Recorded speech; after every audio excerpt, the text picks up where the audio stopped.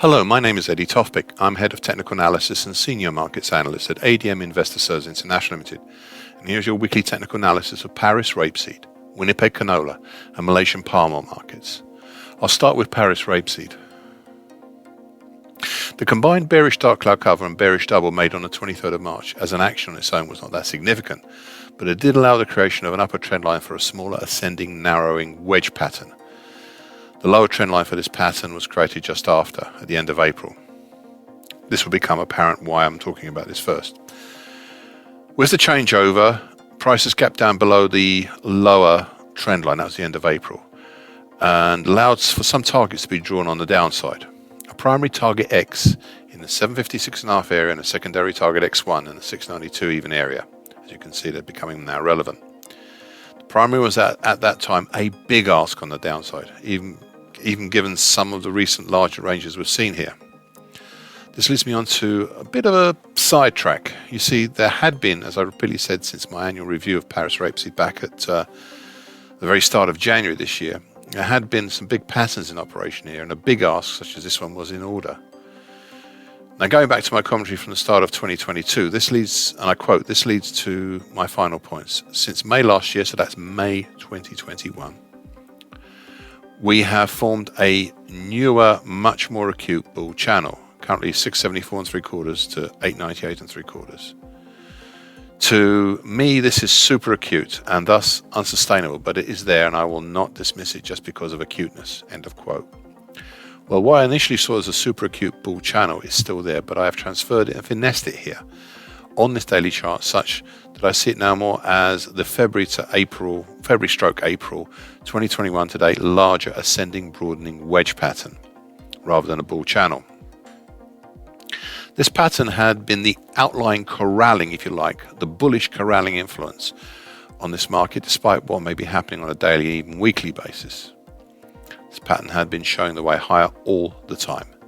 Now, in the past, there had been some moves up and over the upper trend line, for example, during April, even trading a full week above it and outside it as well. But, and this is an important but, this was and is a monthly pattern we're talking about here.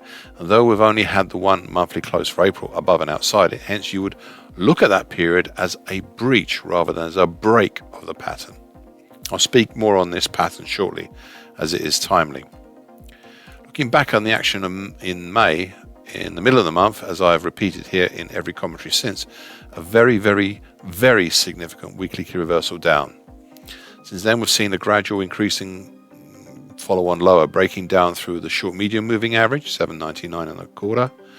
The medium moving average currently 769 3/4, and reaching target X, the one I spoke about earlier, 2 weeks ago in the 757 even earlier area. That was the primary target for the previously mentioned ascending narrowing wedge pattern. The market then speeded up its decline, making gaps and punching down through the long moving average, currently at 720.30 last week. 720.25 I should say, actually 720 1/4 last week, and reaching target X1 in the 692 even area, a harder to achieve secondary target. Last Thursday, prices super importantly, and I use that phrase advisedly, punched down through and closed below the low wedge trend line, currently 670 3/4 of this big, vital February/April 2021 today ascending broadening wedge pattern.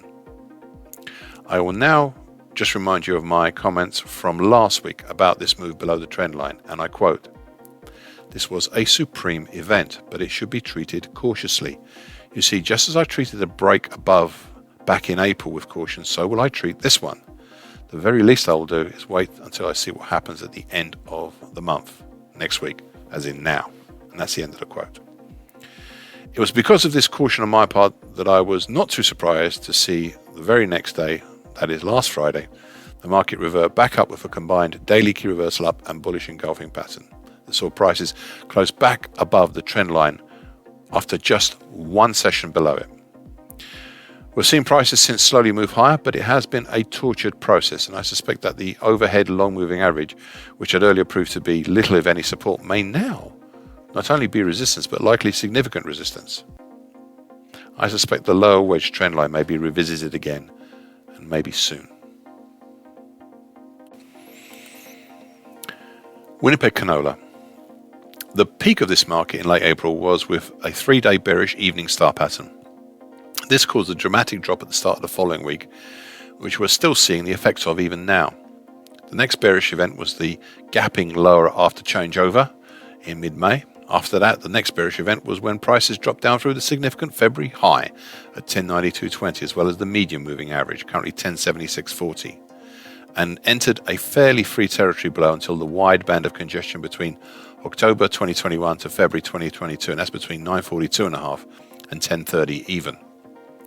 This is not an easily defined area and has various different strata of support and resistance. Perhaps the most immediately recognizable is the flatlining long moving average, currently at 1021.90.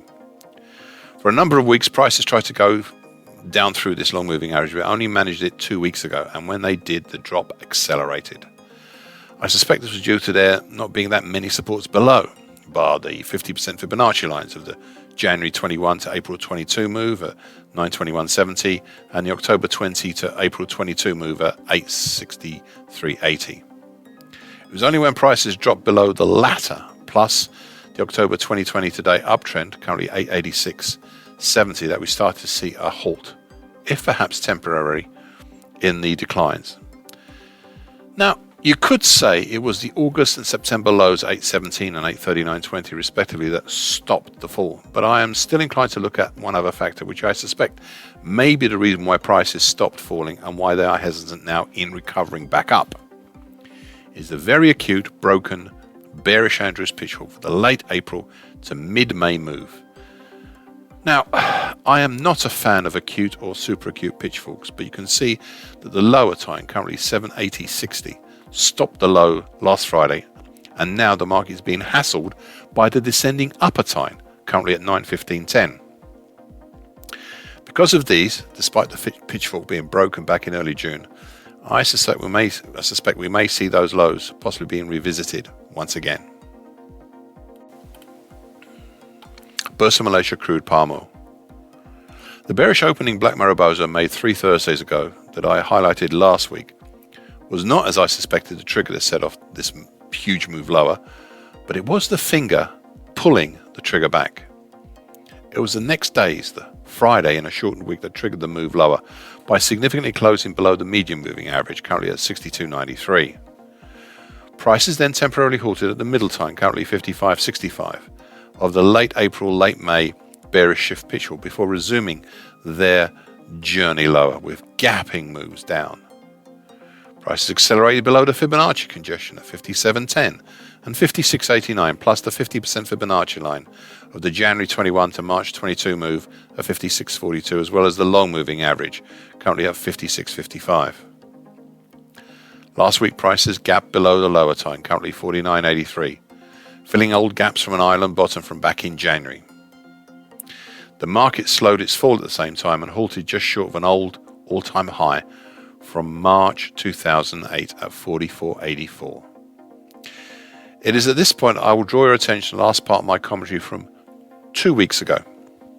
And I quote, "One final thought. If we take December 2021 today action as being a really big double top, even Adam type, then we have some potential targets below, if this does turn out to be the case. Therefore, such a pattern, a primary target X would be in the 48.15 area, whilst a harder to get secondary target X1 would be in the 39.70 area. The latter is off the bottom of my daily chart. These are early looks at what might be, and it is not certain yet if they will happen, but I thought you should know." End of quote. Well, primary target X in the 48.15 area was reached last week. Now, this week we've seen 3 things. Firstly, prices have been eroded by the first piece of overhead resistance the markets encountered, the combination of the lower time of the broken bearish Andrews pitchfork and the 50% Fibonacci lines at 49.64 and 49.92. Secondly, the lagging indicator of the dead cross of the declining short medium moving average, currently at 62.64, down through the slightly less declining medium moving average, currently 62.93. Now, I know this is a lagging indicator, but it's still noteworthy. Finally, 3. I've done something that I have only done rarely, and that is to reinstitute a pattern that I have retired, namely the acute bearish Andrews pitchfork with the same move as the bearish shift pitchfork. Why did I do this? Well, I took in some inspiration from the Winnipeg CANOLA contract, where I kept a super acute bearish Andrews pitchfork, as it showed the bearish angle of attack even when it was well broken.